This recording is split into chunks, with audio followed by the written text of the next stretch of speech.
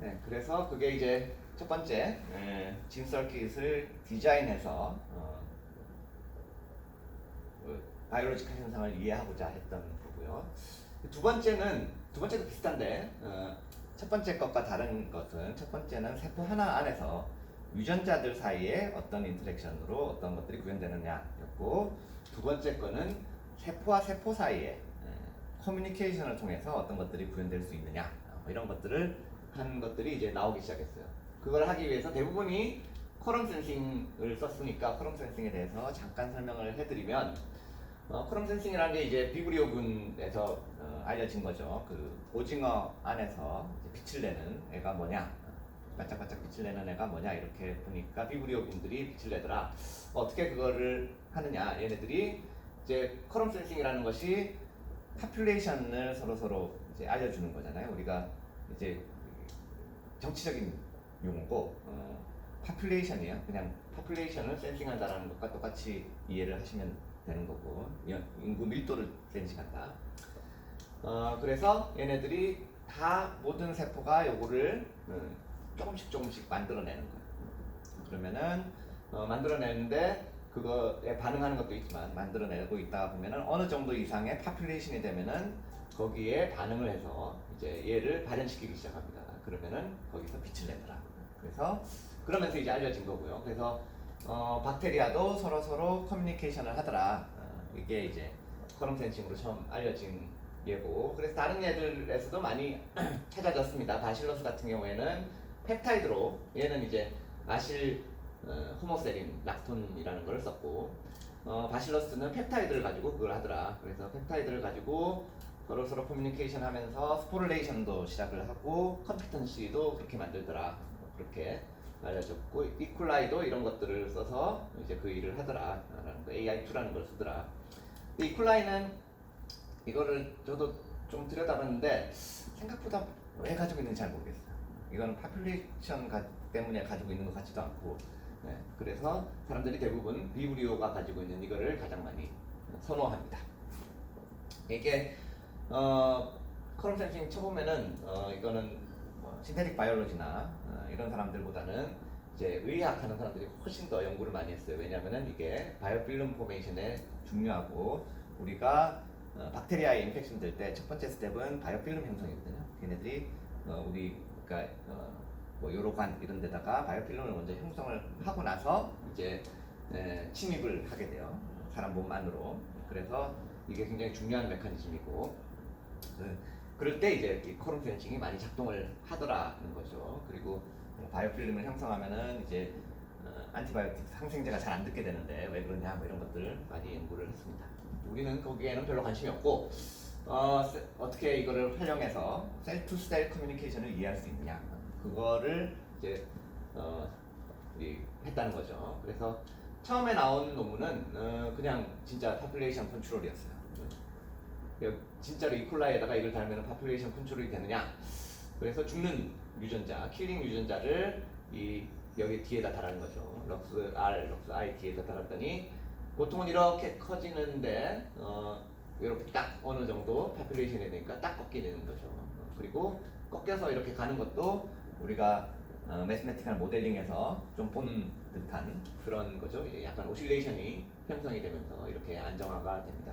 그래서 여기서 아마 그 모델링이 있었던 걸로 기억하는데, 이 논문에도 그런 식으로 이제 파퓰레이션 컨트롤이 진짜 가능하다. 뭐 그 다음에는 이런 걸 가지고 pH, 얘가 이제 이건 이퀄라이 건데 AI 같은 경우에는 pH에 민감하더라. pH에 따라서 이제 파퓰레이션이 달라지더라. 뭐 이런 것들을 뭐 구현했다라는 거고, 그다음 마이크로 플루이딕 디바이스에서 뭐 키모스탯을 뭐 처음으로 구현했다, 뭐 이런 것들이 이제 나오게 됩니다. 그 다음에 나온 것들이 이제 조금 더 재미있는데, 이제 불사이를 만들었어요. 여기다가 이제 뭔가 테트라사이클린을 가운데다 이렇게 찍어두는 거죠. 여기 다 이제 이퀄라이가 깔려 있는 거예요.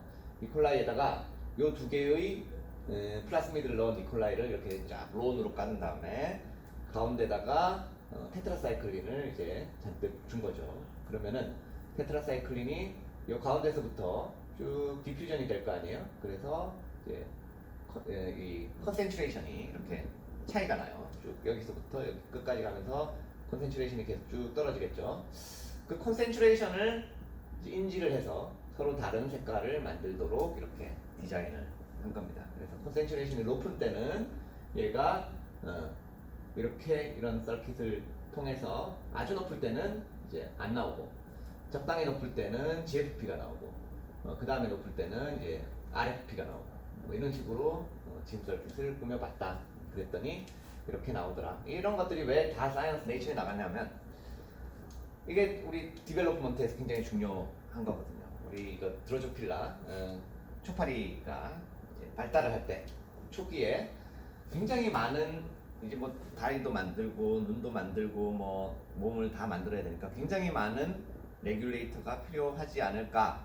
근데 지금 아니라는 거 다 알죠.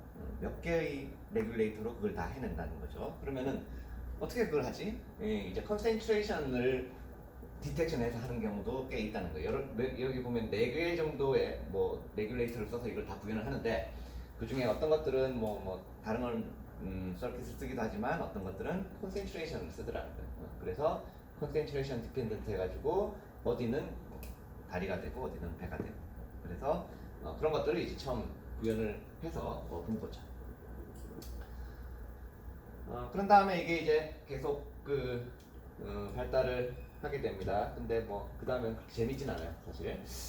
빛을 디텍션하는 거를 서킷을 만들었어요. 그래서 빛이 이렇게 들어오게 되면은 그거를 인지를 해가지고 그때만 뭔가를 만들게 된다. 이제 락진을 만들게 된다. 그래서 빛을 이렇게 쬐어줬을 때, 요 바깥쪽을 쬐어준 걸로 기억을 하는데 빛을 쬐어줬을 때 요 안쪽에서는 이렇게 락 아이가 발현이 되고 바깥쪽에서는 발현이 안 되는 그래서 빛을 디텍션할 수 있는 게이트를 만들었다. 그래서 뭐 그거를 이제 이렇게 계산을 해가지고 인풋이 어느 정도 돼야지 뭐 이렇게 된다 그런 것들을 보여줬고요. 그 다음에 스트라이프 패턴 이제 계속 반복되는 스트라이프를 만들 수 있었다는 거죠. 그래서 또 뭐 이렇게 컨센트레이션에 반응하는 거를 이렇게 만들어가지고 이렇게 가운데서부터 이거는 가운데서부터 세포를 키웠던 걸로 기억하는데 키우면서 이렇게 나가는데 성장을 하면서 셀 덴시티를 성장하면서 어느 순간이 되면은 얘가 이거를 인지를 해가지고 갑자기 탁 안전하는 거죠. 당분간 안전하다가 그 다음에 또 어느 정도 시간이 지나면 또 자라고 뭐 이러면서 이제 세포가 크는 패턴이 자랐다 안 자랐다 자랐다 안 자랐다 이런 것들을 반복하도록 만들어가지고 이런 스트라이프를 만들 수가 있었다. 이런 내용이었어요. 그래서 그런 것도 할 수 있다. 그 다음에는 RGB 칼라 아까는 이제 흑백 빛을 구현을 했다면 이번에는 칼라 빛을 구현을 할 수가 있다. 더 복잡한 걸 만든 거죠. 더 복잡한 걸 만들어 가지고 우리가 파란 빛을 쬐어주면은 초록색 GFP가 나오게 하고 빨간 빛을 쬐어준 데는 빨간색 RFP가 나오게 하고 뭐 파란색은 또 파란색이 나오게 이렇게 아주 복잡하게 만들었습니다. 그래서 그거를 이퀄라이를 여기다가 쭉 깔았어요. 깔고 나서 이제 요 그림을 칼라 그림을 쫙 비춰준 거죠. 그랬더니 이런 식으로 이퀄라이가 그 그림을 흉내를 내더라. 24시간 걸렸어요, 제가 하는데. 그러니까 사실은 프린터로서는 전혀 가치가 없고 그냥 재미로 해보는 거고 여러 가지 복잡한 그림도 구현이 가능하더라. 이런 것들이 이제 이런 컬럼 센싱 같은 걸 써서 가능하다는 거죠. 자, 그래서 첫 번째, 두 번째는 사실은 엔지니어링, 그러니까 우리가 생각하는 응용보다는 이제 프린시플을 이해하는 쪽에 가까운 신테틱 바이올로지였습니다. 그 다음에 세 번째는 이제 지놈의 시퀀스를 엔지니어링 하는 거고요. 그거를 보면은 몇 가지 방향이 있어요. 하나는 지놈 미니마이제이션, 그 다음에 두 번째는 지놈 신세시스, 그 다음에 세 번째는 에디팅, 뭐 이렇게 발전을 하고 있습니다. 첫 번째 미니마이제이션을 보면 이거는 사실 옛날부터 사람들이 하고 싶었던 건데 우리가 4,300여 개의 이퀄라이 유전자가 있는데 다 필요한 거냐? 미니멀 지놈을 가진 이퀄라이를 구현할 수는 없느냐? 옛날부터 많이들 그런 의심을 했고 그런 것들을 구현하려고 노력을 했습니다. 첫 번째로 이제 7%가 줄어든 지놈을 가진 이콜라이를 2002년에 발표를 했고 그 다음에 9.7%가 줄어든 애를 발표를 했어요. 재밌는 거는 얘네들이 더 잘 자란다는 거죠. 보통 이렇게 난이센셜한 유전자들 지으면 더 빨리 자라는, 진짜로 아무 영향이 없으면 더 빨리 자라겠죠. 그래서 더 빨리 자라더라. 15.3%를 줄인 것이 이제 2006년에 나왔고 그 다음에 14%를 줄인 게 2007년에 나왔는데, 최근에 이제 조병관 교수가 더 많이 줄인 거를 발표를 했는데 그건 누군가가 이제 여기 논문에서 발표를 할 것입니다. 몇 퍼센트 줄였는지 제가 정확하게 기억은 안 나요. 그래서 이런 식으로 줄여가면서 우리가 진짜 필요한 것만 가지고 있는 박테리아를 만들 수는 없을까? 이게 이제 지놈 미니마이제이션 쪽의 트렌드라고 할 수가 있겠습니다.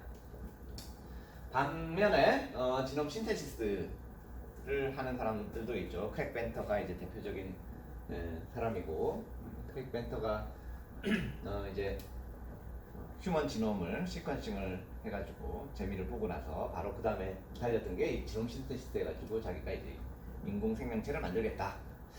그러니까 10년 동안 그 회사에서 수없이 많은 트라이를 했고 거기서 제일 많은 기여를 했던 사람이 바로 어디죠?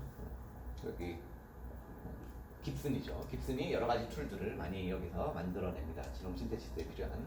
그래서 완전 처음부터 오리고 뉴클리오타이드부터 이렇게 만드는 거죠. 만들어가지고 그걸 하나씩 올라가는데, 사이즈를 키워나가는데, 이 키워나가는 것들이 전부 다 이제 뭐 사이언스 내처 논문이 되는 거죠. 그래서 뭐 단계, 여러분들 다 이해할 필요는 없고 단계별로 어려움이 있었는데 뭐 그거를 이스트를 써서 해결했다, 이콜라이를 써서 해결했다 뭐 이러면서 이제 신테시스 사이즈를 늘려나갑니다. 뭐 이렇게 뭐 3.5메가 그 다음에 이제 최종적으로 2010년에 이거를 발표를 하는데 이게 사실 신테틱 바이올로지를 일반인들한테 알리게 된 논문이죠. 이렇게 해가지고 쭉 다 만들어서 이제 마이코 플라즈마 얘가 지놈 사이즈가 제일 작거든요. 한 1메가 베이스 정도 돼요. 0.5메가 아닌가? 하여튼 뭐 그 정도 사이즈입니다. 그래서 이거를 다 만들었어요. 1메가 베이스 정도를 다 합성으로 만들고, 합성을 하면서 이제 군데군데 이게 합성한 시퀀스다라는 사인도 다 집어넣어놨습니다. 그걸 증명하기 위해서. 근데 이제 기본적으로는 얘랑 똑같은 지놈이에요. 그런 부분만 다르지 얘랑 똑같은 지놈을 만든 다음에 이제 여기서 그 박테리아에서 지놈을 지워줍니다. 어떻게 지우는지 모르겠지만 뭐 지우는 방법은 지금 보니까 좀 있는 것 같아요. 지놈을 지우고 나서 이거를 트랜스포메이션을 한 거죠. 신테시스 한 거를 트랜스포메이션 시켜가지고 인공 생명체를 처음 만들었다. 이렇게 해서 2010년에 발표를 하게 됩니다. 그래서 그걸 분석한 거고요. 그 안에 어떤 시퀀스, 자기가 넣어놓은 시퀀스가 제대로 들어있더라, 뭐 이런 것들을 이렇게 보여주고 있는 것입니다.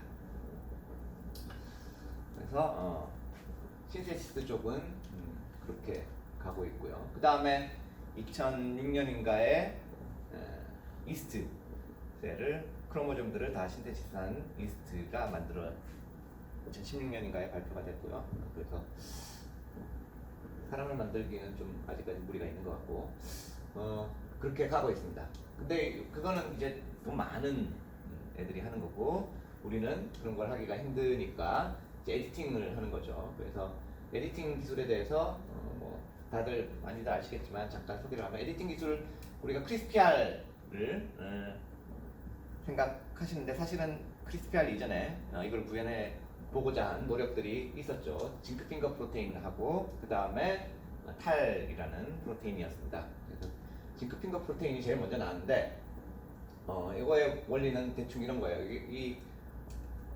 이런 징크핑거 모티프가 있어요.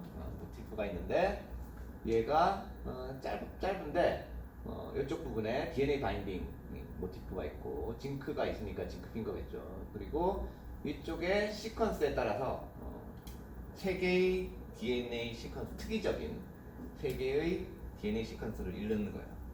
그래서 요 모티브 하나당 요 세 개씩 읽더라. 그러면 그 다음에 생각한 게 그러면 이거를 이렇게 연결하면 3개 읽고 3개 읽고 3개 읽고 이렇게 하면은 9개까지도 읽을 수 있지 않을까 이렇게 한 거죠. 그래서 이 징크핑거 모티브를 대량으로 이제 여러 가지 시퀀스를 읽을 수 있도록 만든 다음에 랜덤하게 이렇게 묶었어요. 묶어가지고 이렇게 액티베이터를 달거나 이제 리프레스를 달거나 해가지고 여기다가 바인딩을 시키고 거기다가 이렇게 DNAG를 단 거죠. 그러면은 2개를 쓰면 이런 이쪽에 9개를 읽고 이쪽에 9개를 읽고 그렇게 해서 가운데를 하면은 여기가 딱 끊어질 수 있지 않습니까? 그렇게 해서 발표를 한 게 이제 네이처 바이오텍에 이제 2003년에 나왔고 저희들도 이거를 이제 이 논문을 보고 얻어다가 써봤죠. 액티베이터로 써가지고 뭐 했던 거를 케미컬 엔지니어링 사이언스에 냈는데 생각보다 잘 안 돼요. 잘 안 되는 게 요 3개는 잘 인식을 하는 것 같아요. DNA 시퀀스 3개를 인식하는 것까지는 좋아요. 근데 이게 중간에 하나를 띄우고 그 다음 또 3개를 인식하는 경우도 있고 그냥 그게 조절이 잘 안 되더라고요.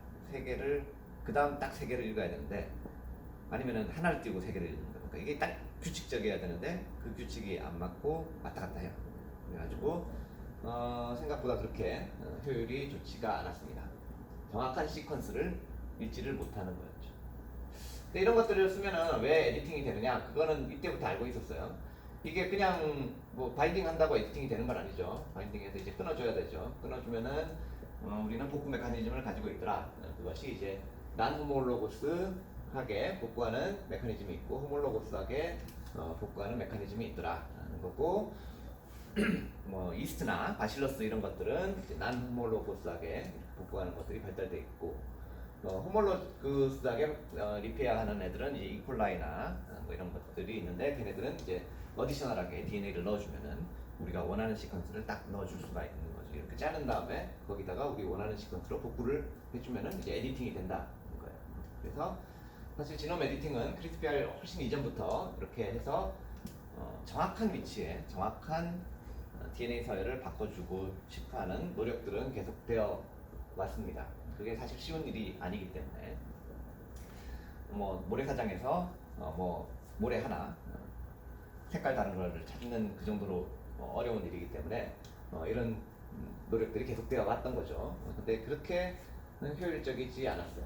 근데 사실 효율이 확 높아진 거는 이제 탈이라는 프로테인이 나오면서입니다. 탈이라는 거는 식물에 기생하는 어떤 박테리아가 가지고 있는 그런 단백질이었고 얘네들이 식물의 정확한 위치에 뭔가를 잘 보내더라. 어떻게 하는지 연구하다가 이제 밝혀진 거고요. 여기 보면은 중간에 1번부터 34번에 아미노액시드가 있는데 그것이 계속 리핏되는 거예요. 리핏돼가지고 한 10몇 개가 리핏이 됩니다. 근데 그 중에 딴 것들은 그냥 똑같은 시퀀스를 가지고 있고 12번, 13번만 계속 바뀌더라. 이 12번, 13번이 바뀌면서 서로 다른 그 DNA 시퀀스를 하나씩 읽는 거예요. 요것이 요 두 개의 아미노산에 따라서 시퀀스 하나를 하나씩 인식하는 거예요. 그래서 보통 한 10개에서 17개까지 읽더라는 거죠. 그래서 정확한 위치에 뭔가를 DNA 위치에 뭔가를 보내더라. 그래서 스페시피시티는 이게 제일 좋아요. 정확한 위치를 읽어가지고 이렇게 자를 수도 있고 뭐 이렇게 될 수도 있습니다. 문제는 너무 커요. 34개가 이제 17개씩 이렇게 리핏이 있는 단백질이면 너무 커가지고 힘들하기가 좀 힘들다는 문제점이 있었습니다. 어쨌든 아주 정확한 시퀀스를 읽는 데는 얘가 굉장히 효율적이었다는 거죠. 이게 2009년에 나왔고 그 다음에 이제 2011년에 크리스피알 카스가 나오죠. 크리스피알 카스는 DNA가 읽는 것이 아니라 이제 RNA가 정확한 위치를 읽어서 프로테인을 단백질이 읽는 것이 아니라 RNA가 읽고 거기에다가 단백질을 붙게 만드는 그런 시스템이고, 뭐 다들 아시다시피 이제 박테리아에서 이뮨 시스템에서 나왔습니다. 뭐 비슷한 걸로 이제 동물 세포에서는 RNAI라는 게 있었죠.